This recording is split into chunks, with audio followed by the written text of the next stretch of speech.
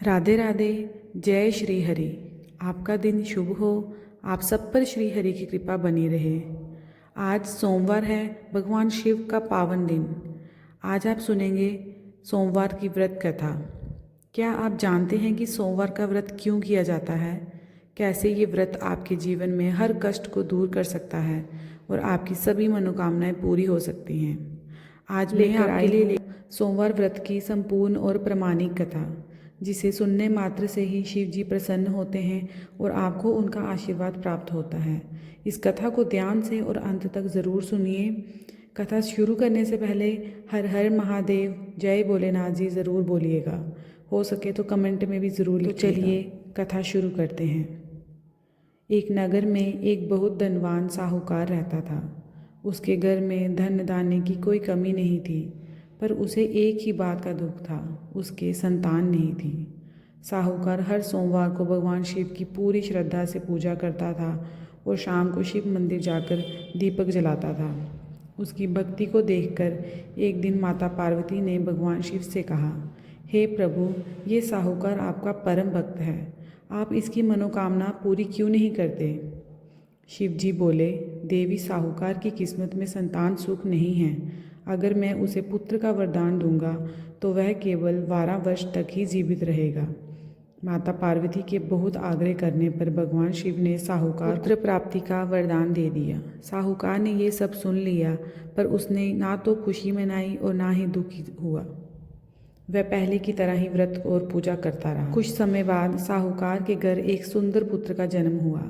साहूकार ने उसका नाम अमर रखा। जब अमर 11 वर्ष का हुआ तो साहूकार ने उसके मामा को बुलाया और उसे बहुत सा धन देकर, तुम अमर को शिक्षा के लिए काशी ले जाओ और रास्ते में जगह जगह यज्ञ हवन करते और ब्राह्मणों को भोजन कराते जाना। साहूकार का पुत्र अमर और मामा काशी के लिए रवाना हुए। रास्ते में एक नगर में राजा की कन्या का विवाह एक काने राजकुमार से होने वाला था। काने राजकुमार ने पिता के छल से अमर को दूल्हा बनाकर शादी करवा दी। अमर ने सच्चाई को छुपाया नहीं और राजकुमारी के पलंग पर एक पर्ची पर सारा सच लिख दिया। राजकुमारी ने अमर को ही पति मान लिया। अमर मामा के साथ काशी पहुंचकर पढ़ाई करने लगा। जब अमर की आयु 12 वर्ष पूरी हुई तो उसने गुरुकुल में एक बड़ा यज्ञ किया। यज्ञ की समाप्ति पर वह अपने शयन कक्ष में सो रहा था, तभी उसकी मृत्यु हो गई। उसके मामा का रो रो कर बुरा हाल था। उसी समय भगवान शिव और माता पार्वती वहाँ से गुजर रहे थे। माता पार्वती ने रोने की आवाज़ सुनी और शिव जी से पूछा। शिव जी ने कहा, ये वही साहूकार का पुत्र है जिसकी आयु केवल 12 वर्ष की थी।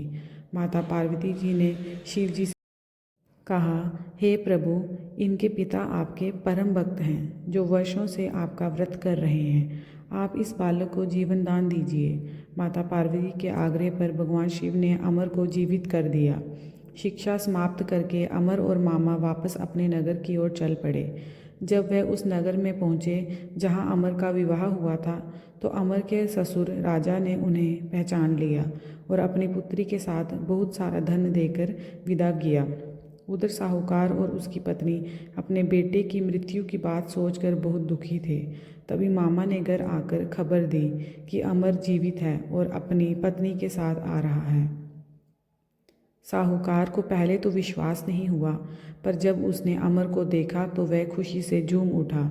उसने अपने सभी कष्टों को दूर करने के लिए भगवान शिव का धन्यवाद किया और पहले से भी अधिक श्रद्धा से व्रत करने लगा। तो बोलिए शिव शंकर भगवान की जय, माता पार्वती की जय। ये थी सोमवार व्रत की कथा। जो कोई भी सच्चे मन से इस कथा को सुनता है या सुनाता है, उसके जीवन में कभी कष्ट, दुख और रोग नहीं आते। जैसे भगवान शिव जी ने साहूकार को संतान और अमर को जीवन दान दिया, वैसे ही वह आपके जीवन में भी सुख, समृद्धि और लंबी आयु प्रदान करेंगे।